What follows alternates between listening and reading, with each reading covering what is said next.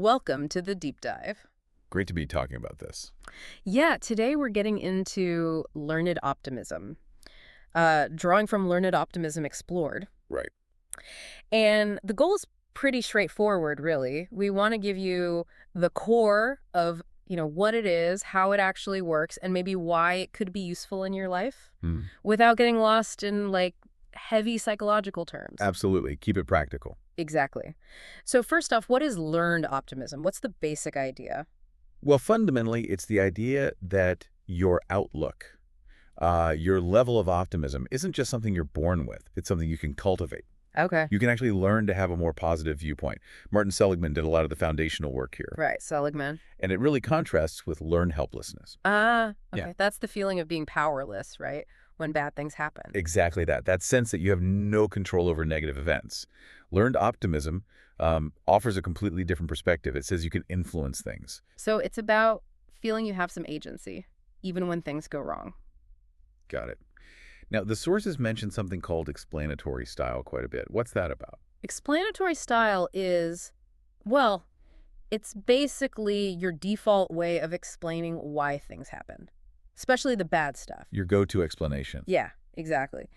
And there's a key difference. An optimistic style tends to see negative events as caused by external factors. It's not my fault. Right. And as unstable, meaning temporary. It won't last forever. And it's just this one situation, not everything. Okay. And the pessimistic style. That's kind of the opposite. It often points inward. So internal blame, it's my fault. It sees problems as stable, like prominent. This always happens to me. Precisely. And global, everything is going wrong. It spreads, Right. So spilling coffee becomes, I'm a total disaster and my whole life is chaos, instead of just, oops, spilled coffee. That's a perfect example, yeah. So how do you actually change that? If you tend towards that pessimistic explanation, how can you learn to reframe it? It really starts with awareness. Yeah. Just noticing those automatic negative thoughts when they pop up. Catching yourself. Yes. And then challenging them. Yeah. Asking yourself, okay, hang on. Is this thought really true? What's the actual evidence here?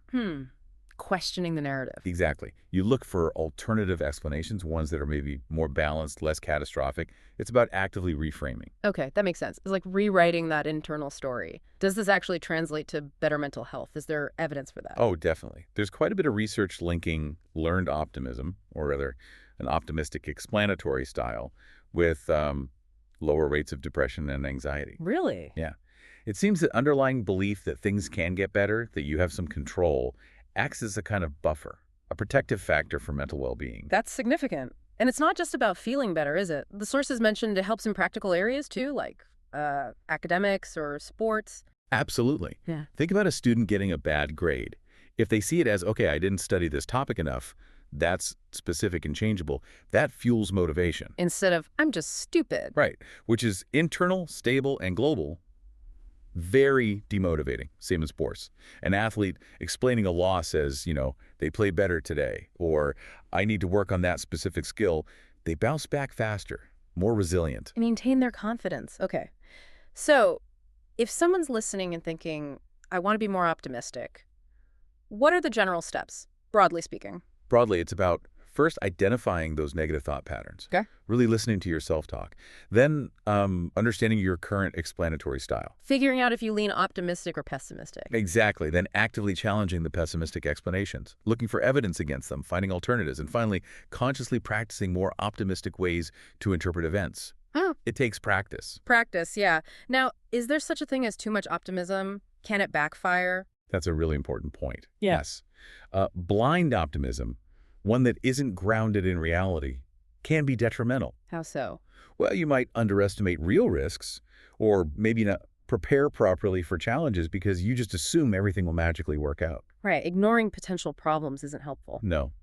So the goal isn't toxic positivity. It's more like flexible optimism.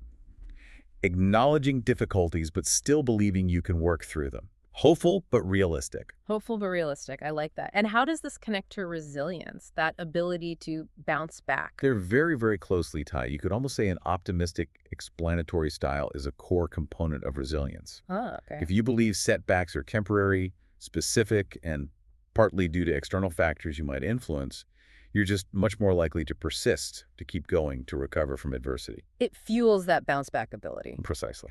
And finally, positive psychology comes up. How does learned optimism fit into that field? It's really a cornerstone concept in positive psychology.